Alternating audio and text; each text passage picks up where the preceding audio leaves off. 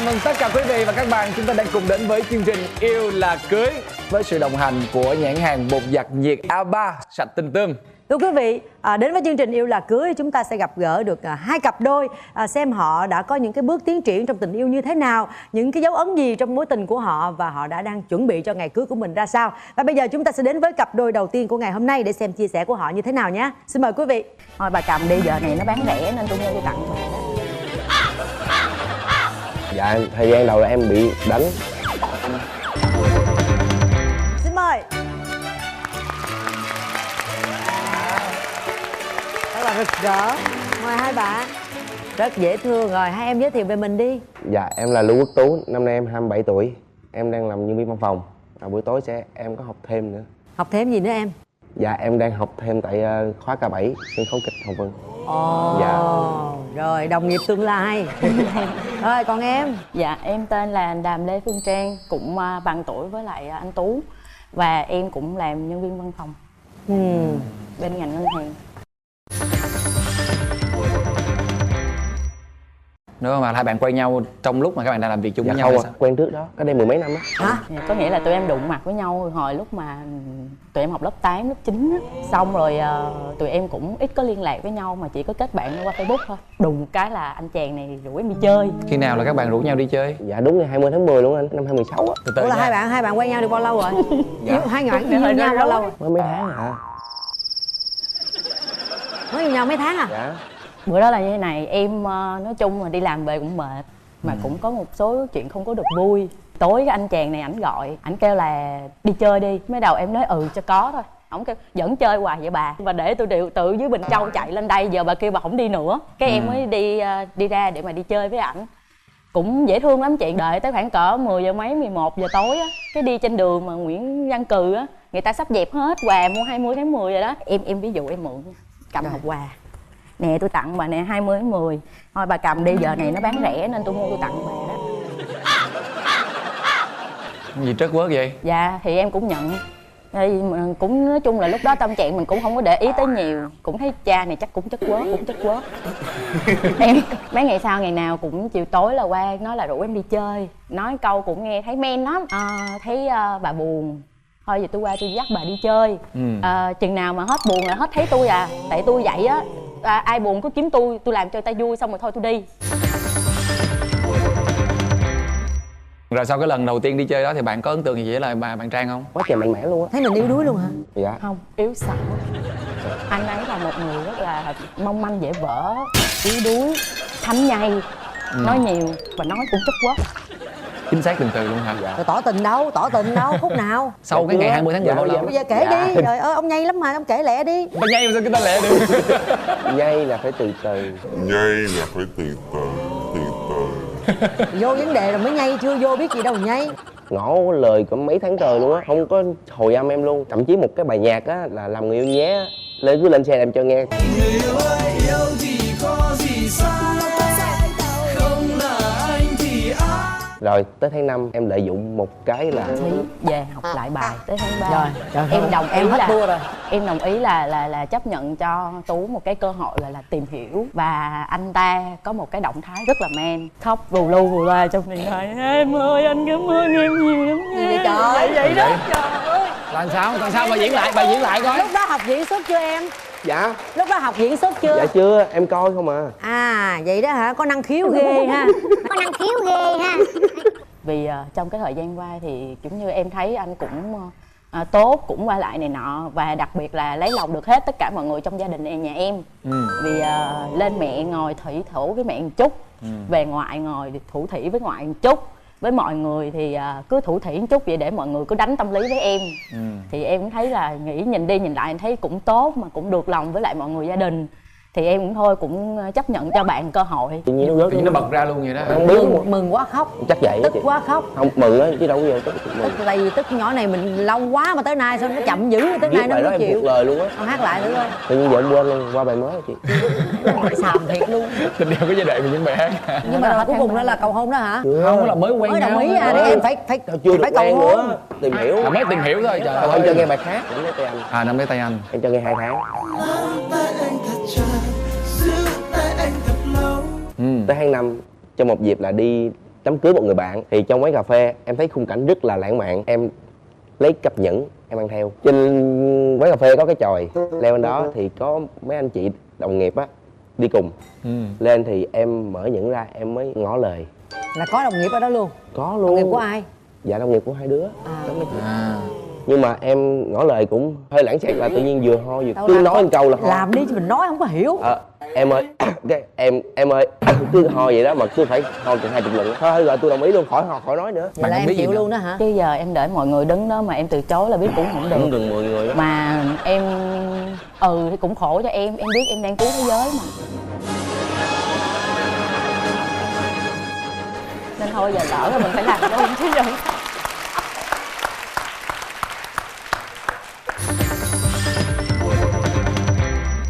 Ở trong suốt cái thời gian rồi đó thôi, yêu nhau quen nhau thì tùm lum la thì là nãy giờ cũng là mới chuyện vui thôi. Còn có cái biến cố gì trong cái tình yêu của hai bạn không? Tụi em cũng có một cái dự định là đám cưới trong năm nay, cũng chuẩn bị hết, chụp hình cưới nào cũng chuẩn bị thôi chứ chưa chụp mà chuẩn bị. Nhưng mà là có lý do cá nhân nên tụi em phải buộc phải dời lại cái đám cưới đó.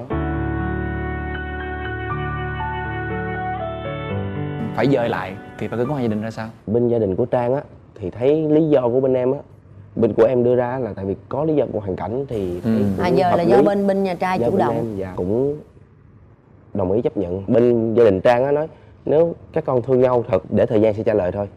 Chứ bây giờ các con cứ vội quá, mà thứ nhất là ổn định thì cũng tạm ổn thôi, mà tụi con đến với nhau như vậy thì thứ nhất về suy nghĩ tâm lý của em nói chung là hơi vô tư, thì chưa có chín chắn lắm. Nhưng mà có những cái khó khăn gì khi mà mình chuẩn bị đám cưới rồi cũng như là khi mình quyết định dời thì nó có những cái khó khăn gì? Cái lúc mà tụi em chuẩn bị đám cưới á thì thật sự ra là em bị stress vì vừa công việc rồi vừa đám cưới vừa mọi thứ, mà ổng thì rất là vô tư, ổng không cần biết cái gì hết. Em ví dụ mà mình đi coi đồ cưới đi, anh ơi thấy cái này đẹp không, cầm điện thoại lên. Hả? Đẹp em, trời em mặc nào cũng đẹp hết á. Xong lướt Facebook đi lai dạo cứ vậy không. Mà vậy sao em chịu cưới chi vậy? Đừng cứu thế giới nữa hả? Coi như là mất nửa năm mới nhận lời là tìm hiểu, rồi 2 tháng sau mới nhận lời là quen nhau. Vậy thì mới có mấy tháng thôi mà nhận lời là cưới nhau luôn. Xét ai tình đó anh. Ai xét ai? Xét gì mà xét tới 6 tháng dữ vậy? Ủa vậy Đánh cuối đụng người nó luôn á. đánh mà lộn rồi xong rồi nó mới tới. Bây giờ cuối cùng là ai xét ai? Dạ thời gian đầu là em bị đánh, 6 tháng sau đây bị xét xét ái tình á. Sau đó tới em bị đánh. Dạ xét đánh. Hồi lúc mà cô em quen em tìm hiểu đồ này nọ, trước cái lúc mà làm bạn gái rồi nọ thì em đã nói là rất là men và ga lăng. Nhưng mà sau khi mà giống như là được rồi á thì bắt đầu nó mới bộc lộ ra những cái tính mà yếu đuối mong manh dễ vỡ của hắn ta. Thì em lại mạnh mẽ quá, mà còn anh ấy thì em ví dụ giờ chị Tường với anh Bảo mà thấy con chuột, ai sẽ là người nhảy đầu tiên? Nếu như có một con chuột chạy qua hai người, ai sẽ là người nhảy đầu tiên? Không, cả hai người này, riêng cả hai người này đều sẽ ngồi lại hết. Dạ, chỉ có mình ảnh nhảy ẩn lên. Trời ơi con chuột kìa mà nó đang chết. Con chuột nó chết. Bạn thử diễn tả đây tôi coi coi. Con chuột kìa, chuột đó. Kiểu vậy đó. Wow. Không mà Không, bữa nó mà còn yếu Á hơn, nữa. em giả bộ em diễn tả thôi chứ bữa ghê lắm. Còn Á nữa. Thôi kỳ lắm, mất hình tượng á. Ủa em có hình tượng mà. Hình tượng đàn ông, hình tượng đàn ông. Có đàn ông luôn hả? Vậy chị không có đàn ông sao mà được. Đúng rồi. Có ai cô gái mà tới 8 tháng trời không trời? Em nói thiệt, nhiều khi em cứ phải mà thắc mắc hoài luôn á. Mà có cái tật nữa là mê trai đẹp. Gì vậy trời? Là sao? Nhưng mà em hỏi thiệt nhà anh có đẹp không mà sao nãy giờ không thấy gì hết? Đừng tự nhiên câu chuyện của hai người đừng đem tôi vào đây. Không, Nhá, em Nên ví dụ Mấy cái đẹp là sao? Vậy là sao kìa? giống như chị gặp một người đẹp nữ, chị cũng phải ngưỡng mộ chứ. Chị cứ ô sao đẹp quá này nọ. Còn em trai 60 tuổi không được, em ngưỡng mộ chứ. Đúng hay. Đúng. Mà cái cách ngưỡng mộ của anh Tú thì chắc có lẽ là khác với nhiều người lắm. Khác sao em? Dạ thì thường người ta ngưỡng mộ người ta đứng người ta xin chụp hình hay là nói chuyện thôi. Mỗi lần mà thấy trai mà ngưỡng mộ là ba vô ôm rồi. Kỳ vậy Tú. Khó hiểu với cặp đôi này quá. Đôi khi mà em đi xong rồi em có nói một câu với anh Tú là nói vui thôi. Anh ơi, ví dụ mà anh đi chơi với mấy người con gái á, em ghen em không buồn. Bây giờ anh đi với mấy người con trai vậy á, em không biết lấy tư cách gì mà em ghen nữa. Mà em cũng không hiểu là em sẽ phải ghen như thế nào. Có đi chơi nguyên một đám mà có con trai, có gái, có bạn bè hồi nữa là bạn gái hắn chỉ ngồi vậy. Còn hắn là đi vòng vòng chơi hết với những người bạn kia, nhất là anh trai đứng dẫn chơi nói chuyện. Còn bạn gái mình là vô tư, không cần phải quan tâm tới. Đúng là bạn đang cứu thế giới đó, đúng là bạn đang cứu thế giới đó. Em cảm ơn. Tim đi, Em cứu cảm tim đi, ơn. đừng suy nghĩ. Tôi hiểu bạn. Nó nghe nè, vậy còn cưới làm chi nữa? Thì bây giờ đó là người ta nói á, sống chết có số, đúng không chị? Giàu sang cũng có tùy khúc tùy người. Giờ em cái số của em nó khổ như vậy rồi em phải chịu. Em Bây đã giờ nói vậy là nè, em cứu thế giới nhưng mà rồi. bây giờ cũng phải cho người ta phản biện. Bây giờ em nói xấu lại bên này đi, bên này có tật xấu gì? Chứ hồi nãy giờ thấy bên đây là nói xấu. Dữ. Không giữ, rồi cái đó chị thấy rồi, gì nữa không? Chỉ có cái đó thôi à. Không giữ cỡ nào, có làm gì, có quýnh cào cấu vậy em chưa? Tán luôn á. Tán luôn, là em làm gì mà người ta tán? Chế trai, chế trai.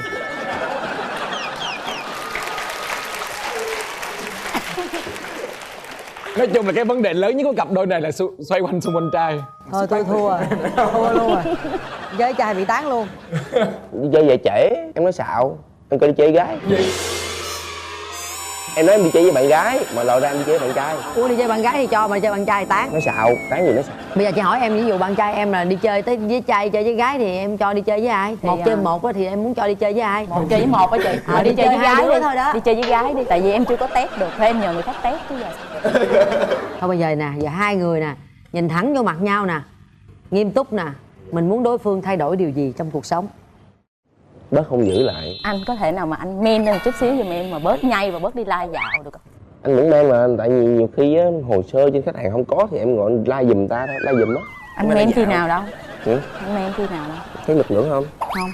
Ở trời đất ơi. Nhưng mà bây giờ hai bạn định khi nào là kết hôn lại? Dự định này tụi em về tới 2 năm rồi. 2 năm nữa. Hai bạn ngồi nãy giờ chia sẻ thì Tường thấy là cũng rất là vui. Nhưng mà thật sự thì Tường vẫn thấy rằng là tương lai mà để đến hôn nhân cũng còn tới 2 năm, cũng rất nhiều sóng gió. Thì hai bạn nên suy nghĩ kỹ, tính tình, tính nết, cũng như là quan trọng là cái tình yêu của đối phương dành cho mình, cũng như là tình yêu của mình dành cho bạn ấy có thật sự là đủ lớn để chúng ta sống, hy sinh và sống với nhau cả đời hay không. Bởi vì tình yêu không phải là chuyện đùa ha. Khi mình cũng đã có một bị một cái lần mình đã hồi rồi, thì khi lần nào mình quyết định nữa là mình chắc chắn nắm tay nhau và đi một cái đoạn đường dài.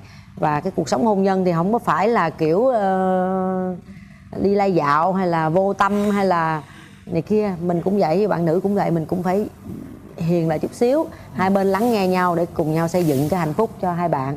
Hy vọng là cái ngày cưới sẽ đến gần, rồi hai bạn sẽ có một mái ấm gia đình hạnh phúc, rồi có những đứa con. Hai bạn còn muốn nói gì với nhau trước khi chúng ta chấm dứt buổi nói chuyện ngày hôm nay không? Dạ là em cũng nhờ chương trình như vậy là em muốn đền bù lại cho Trang. Có một lần Trang giận em, nhưng em không biết, thực sự là em vô tư. Thì Trang mới nói ra tiệm vàng mua vàng anh ơi. Thì Trang mới lột cặp nhẫn nó ra, nói với em là anh ơi, thôi tới lúc này á chưa đúng thời điểm để mình đeo những cặp này. Thì thôi anh bán đi, rồi mua một sợi dây cho anh. Em mượn luôn, em mua luôn. Dây em đang đeo đây là em mua luôn một sợi dây đó. Đã tháo hai nhẫn cặp của hai đứa Dạ. ra. Thì em không biết là Trang đang giận và đang buồn. Thì bây giờ á là em cũng nhờ chương trình là trong như vậy là em xin tặng lại Trang một chiếc nhẫn. Em đã chuẩn bị.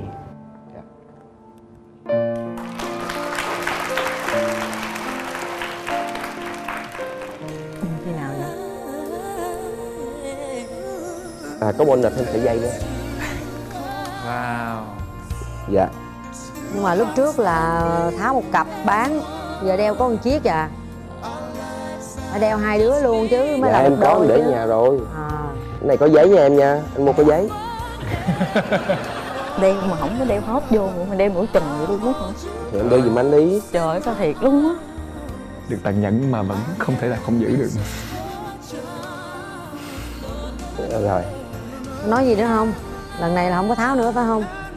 Rồi Dạ. sao em cảm thấy như thế nào? Thì là em không có nghĩ là tối em mua một cái chiếc nhẫn khác để tặng chị.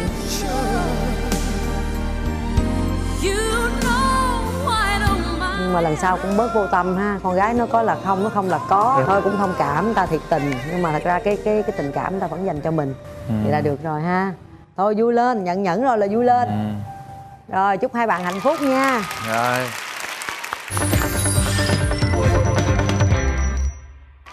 Và ngay bây giờ chúng ta sẽ cùng nhau đến với vòng xoay may mắn. Xin mời Tú và Trang. Đây là những phần quà mà các bạn sẽ có cơ hội nhận được. Hồi nãy là các bạn nói rằng là các bạn đã mua một cặp nhẫn rồi đúng không?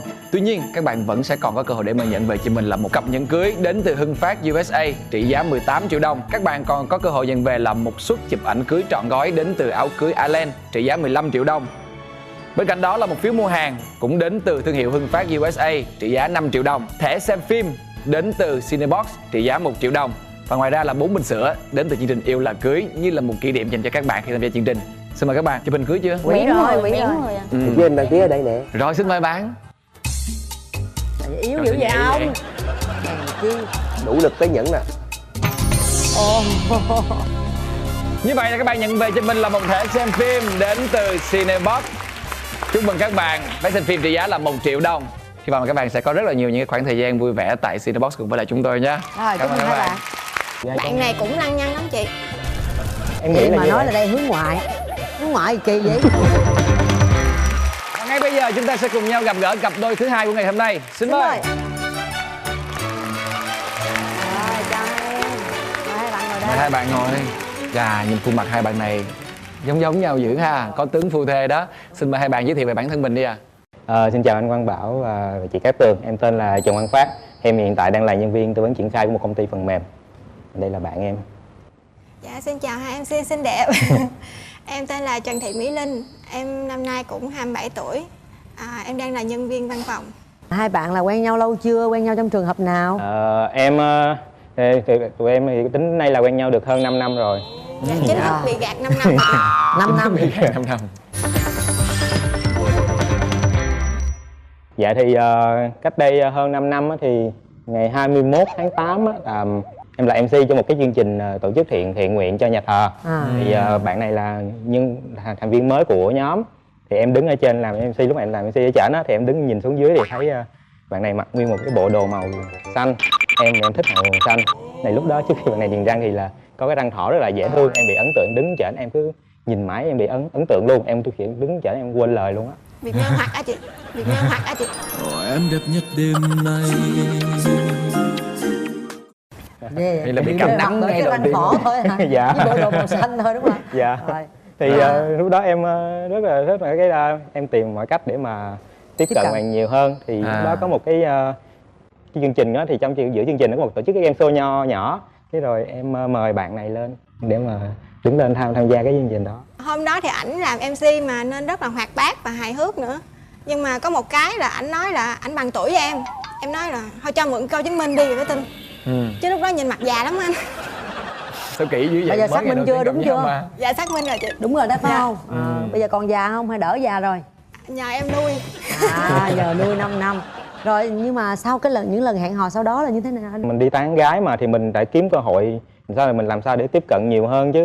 Thì em sau đó tụi em sẽ có một cái kỳ trại sau cái buổi đó 1 tháng nữa. Cái tụi em đang kiếm các bạn làm đội trưởng cho các đội trong cái kỳ trại đó. Cái em đề nghị bạn này làm thôi đăng ký đi, đăng ký tham gia đi. Thì trước khi làm đội trưởng thì sẽ có tập huấn một vài lớp kỹ năng gì đấy, thì lợi dụng cái đó để mà gặp Mà bạn nhiều quan hơn. trọng là em đăng ký rồi mà không cho em tham gia chị. Ủa Em sao- chỉ là đội viên thôi. Ủa sao kỳ vậy? Lừa đảo trắng trợn lắm anh. Tại làm đội trưởng nhiều việc quá, làm sao mà em có thể tiếp cận nhiều được.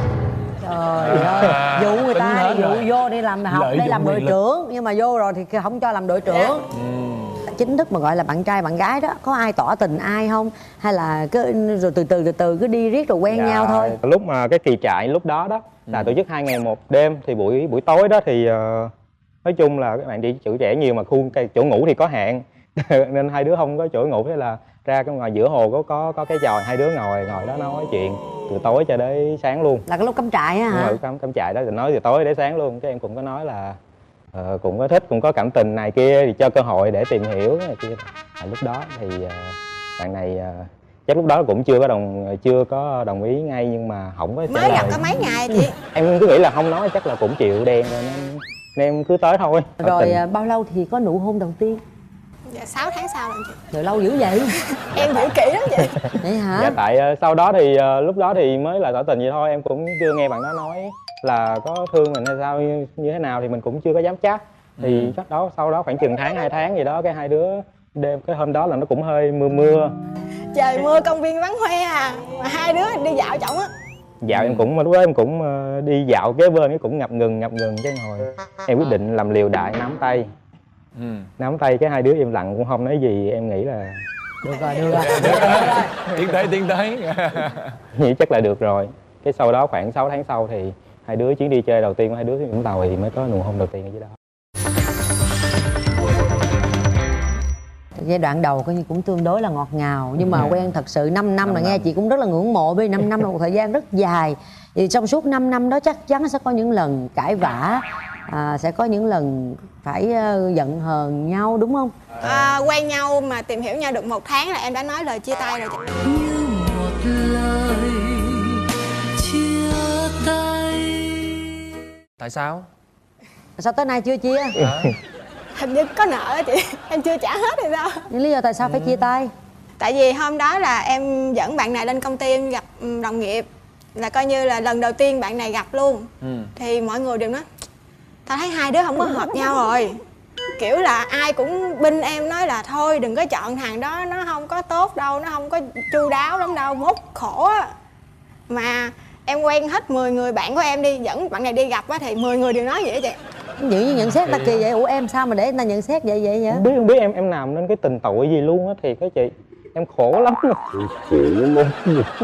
Rồi có bao giờ bạn hỏi bạn bè của mình là tại sao lại không đồng ý anh chàng này không? Không, bạn em nói ra những cái lý do thì em thấy cái nào cũng đúng hết anh.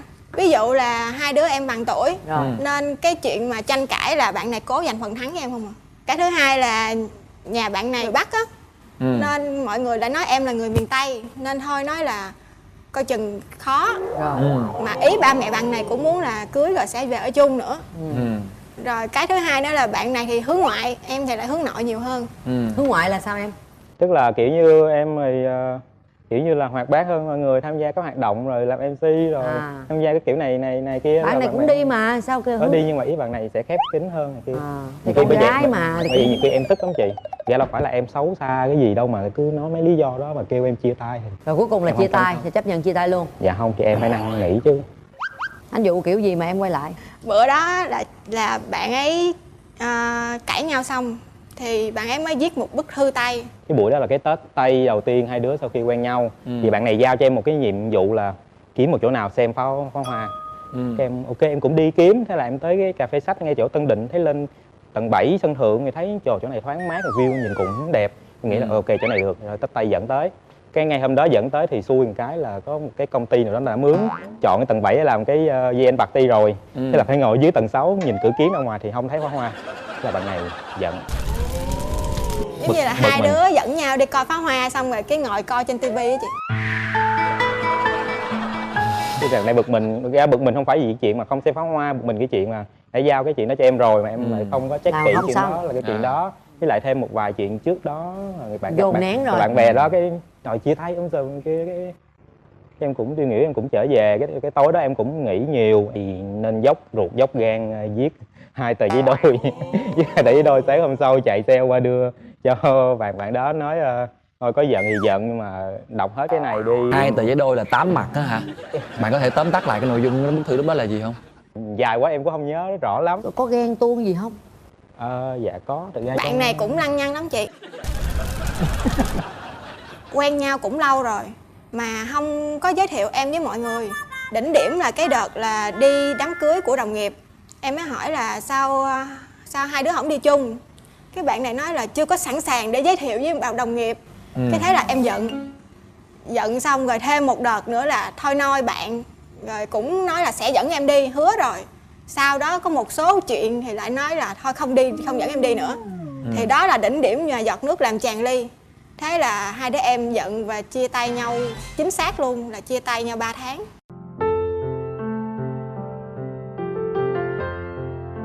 Tại cái lần đó là lúc mà thôi nôi của bạn gái cũng có cái khó của em. Thế rồi cái anh chị mà tổ chức thôi nôi đó, anh chị lại nói em là hôm đó thôi nôi con của anh chị thôi thì Phát mày lên làm MC dẫn chương trình cho anh chị đi, rồi thôi đừng có đi tiền mừng ngại này kia. Dạ thì được. Cái lúc đó em cũng suy nghĩ là nếu mà kêu mình đi rồi mình không thôi nôi, mình cũng không đi tiền mừng rồi, mình dẫn thêm bạn nữa thì nó kỳ quá. Ủa người ta nói không đi thì không đi, còn mình đi thì mình cứ đi chứ mắc mới chị coi thôi nôi thì mình cứ MC thì mình cứ nhận.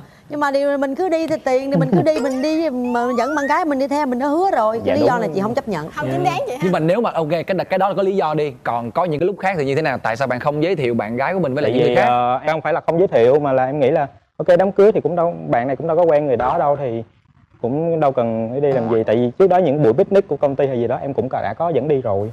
Em cũng có dẫn đi chứ không phải là chưa hề dẫn đi. Em nghĩ Vậy là mà như nói vậy. là đây hướng ngoại. Hướng ngoại gì kỳ vậy? Hướng ngoại á, nó nói hướng ngoại. ngoại một mình Người đó chị. phương Tây á, đi đâu có đôi có cặp là vẫn đi có đôi có cặp. Cái đó mới gọi là hướng ngoại. Dạ, đây hướng ngoại một mình thôi. Sau đó chia tay 3 tháng là làm sao quen nhau lại nữa.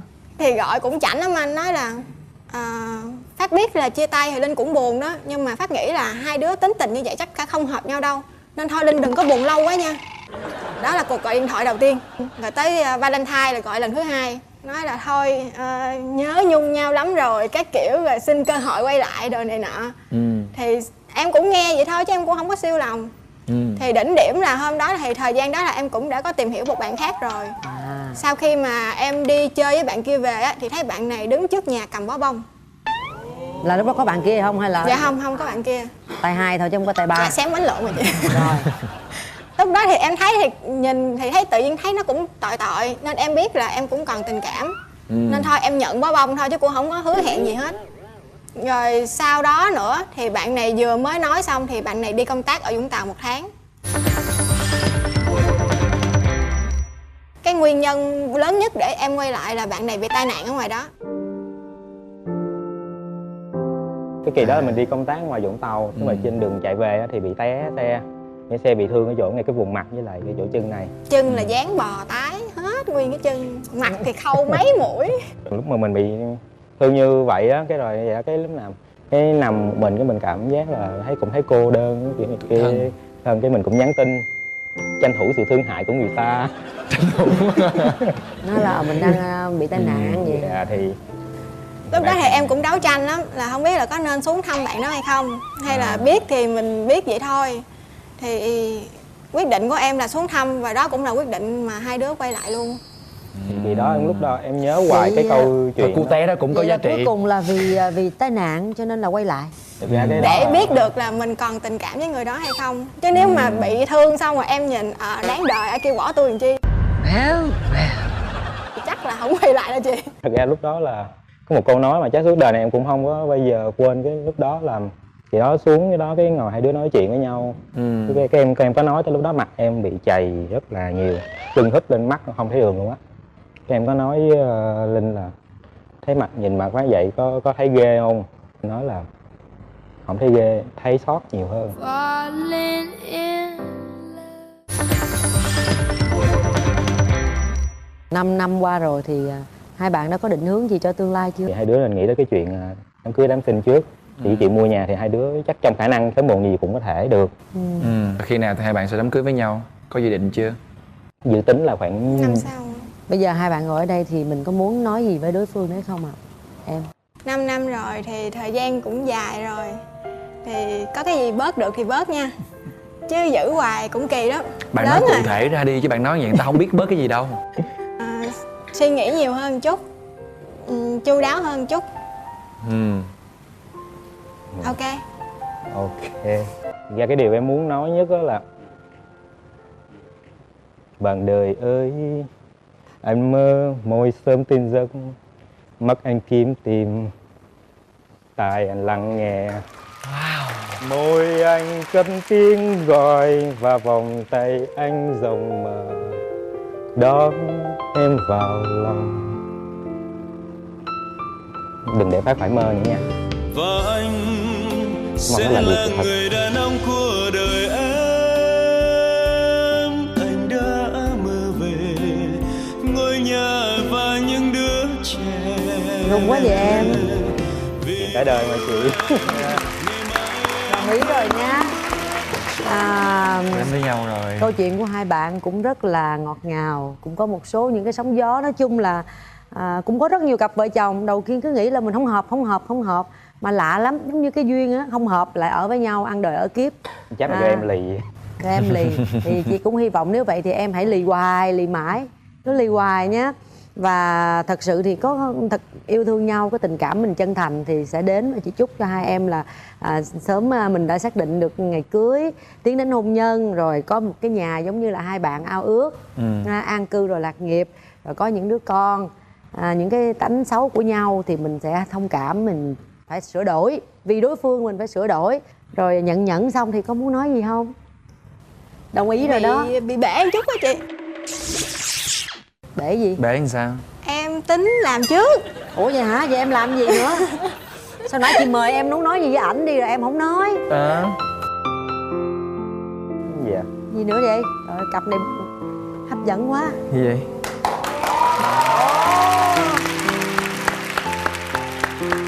Dạ 5 năm trước thì em có tặng cho ảnh một cái ví. Thì ảnh xài tới bây giờ luôn. Và hôm bữa em có hỏi là sao không đổi, thì ảnh nói là thôi thấy tiếc, nên thôi bây giờ em tặng một cái ví mới. Có ý nghĩa gì không? Dạ, và em mong là năm sau thì tiền trong ví này em giữ hết. Qua tấm gương ta đã gặp nhau, bối rối thật lâu. Hôm nay dường như những ánh mắt Xuất sắc luôn. Như vậy là mình đã đồng ý rồi, một bên nhận nhẫn, một bên nhận ví. Bây giờ việc chúng ta cần làm là nắm tay nhau thật là chặt và cùng hướng về con đường phía trước mà hai bạn đã chọn. Chúc hai bạn hạnh phúc. Và ngay bây giờ chúng ta sẽ cùng đến với một cái phần rất là quen thuộc nhưng mà cũng rất là hấp dẫn. Đó chính là vòng xoay may mắn. Các bạn sẽ có cơ hội nhận về cho mình là một cặp nhẫn cưới đến từ thương hiệu Hưng Phát USA trị giá 18 triệu đồng. Hay là các bạn sẽ có cơ hội nhận về là một suất chụp ảnh cưới trọn gói đến từ áo cưới Island trị giá 15 triệu đồng. Chúng tôi còn có một phiếu mua hàng đến từ thương hiệu Hưng Phát USA trị giá 5 triệu đồng. Và một thẻ xem phim đến từ Cinebox trị giá 1 triệu đồng. Ngoài ra, các bạn còn có cơ hội để nhận về cho mình một phần quà rất đặc biệt từ chương trình. Đó chính là một bình sữa của chúng tôi. Xin mời các bạn.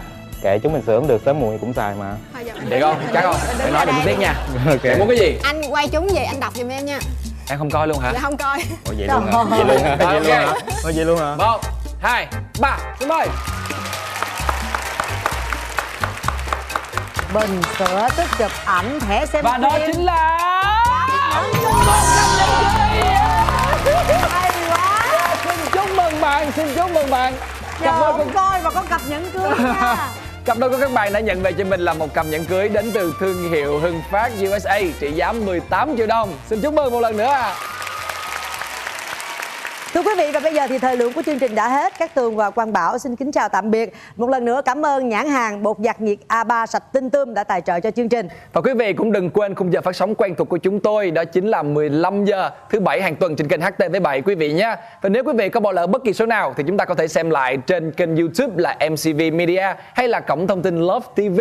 Và hãy nhớ là hãy luôn theo dõi fanpage của chúng tôi và hãy đến đây nếu như quý vị là một cặp đôi có rất là nhiều điều muốn chia sẻ về tình yêu của mình. Còn bây giờ thì Quang Bảo và Cát Tường xin chào và hẹn gặp lại.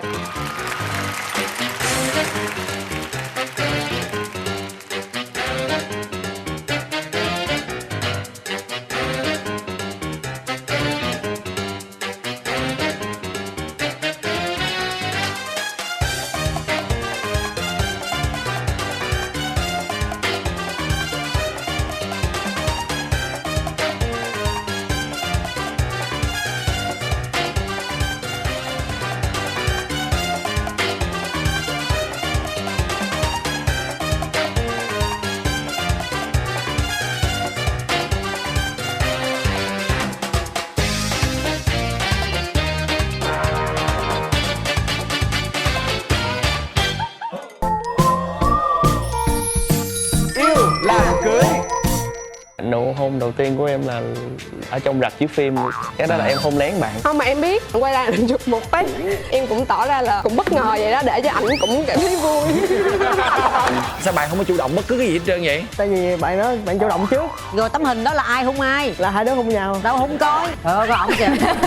Ông có men không ông? Không coi. Hãy đến với Yêu Là Cưới vào lúc 15 giờ thứ Bảy hàng tuần trên HTV7.